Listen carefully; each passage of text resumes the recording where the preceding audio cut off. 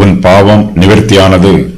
அப்பொழுது சேராபீன்களில் ஒருவன் பலிபீடத்தில் இருந்து தன் கையிலே பிடித்த குறட்டால் ஒரு நெருப்பு தழலை எடுத்து என்னிடத்தில் பறந்து வந்து அதனால் என் வாயை தொட்டு, இதோ இது உன் உதடுகளை தொட்டதினால் உன் அக்கிரமம் நீங்கி உன் பாவம் நிவர்த்தியானது என்றான். ஆண்டவர் உயரமும் உன்னதமான சிங்காசனத்தின் மேல் வீற்றிருக்கிறார். சேராபீன்கள் அவருக்கு மேலாக நிற்கிறார்கள்.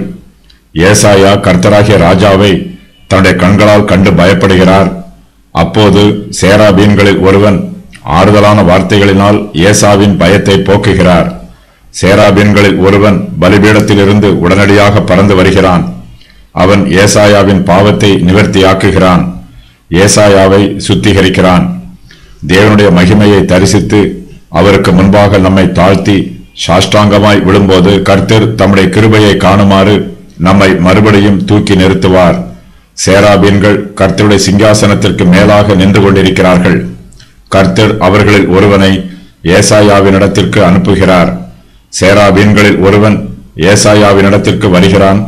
தேவனுடைய கிருபையின் வார்த்தைகளை ஏசாயாவுக்கு அறிவிக்க வருகிறான். கர்த்தராகிய இயேசு கிறிஸ்து கெத்செமனே தோட்டத்தில் வியாகுலத்தோடு ஜெபம் பண்ணினார். பிதாவே, உமக்கு சித்தமானால் இந்த பாத்திரம் என்னை விட்டு நீங்கும்படி செய்யும். ஆயினும் என்னுடைய சித்தத்தின்படி அல்ல, உம்முடைய சித்தத்தின்படியே ஆக கடவது என்று ஜெபம் பண்ணினார்.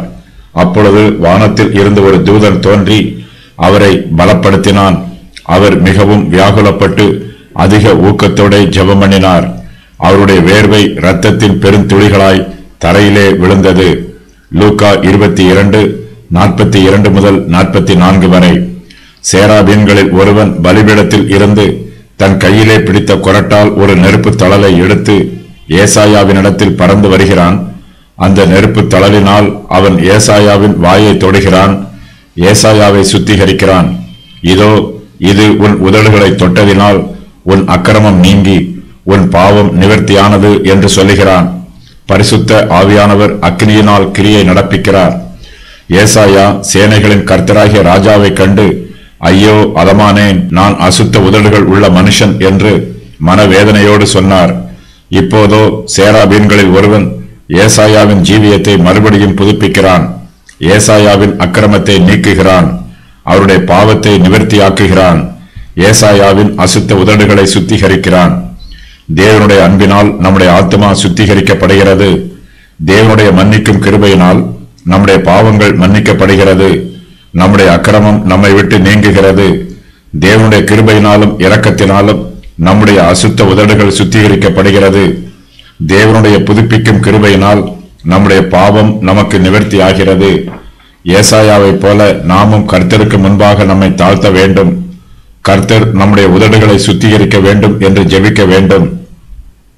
பாவ உதடுகள் உள்ள மற்றவர்களுக்கு அவர்களுடைய பாவங்களை உணர்த்தி காண்பிக்க வேண்டும். நாம் கர்த்தருடைய உக்கிரான ஊழியக்காரர்களாய் ஊழியம் செய்ய வேண்டும். எந்த நெருப்பு தழலும் எந்த தீர்க்கதரிசியையும் பரிசுத்தப்படுத்தாது. இங்கு இது ஒரு அடையாளமாகவே கூறப்பட்டிருக்கிறது.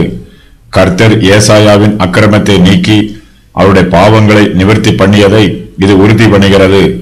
இயேசு கிறிஸ்துவின் இரத்தத்தில் நாம் வைக்கும் விசுவாசத்தினாலேயே நமக்கு சுத்திகரிப்பு உண்டு.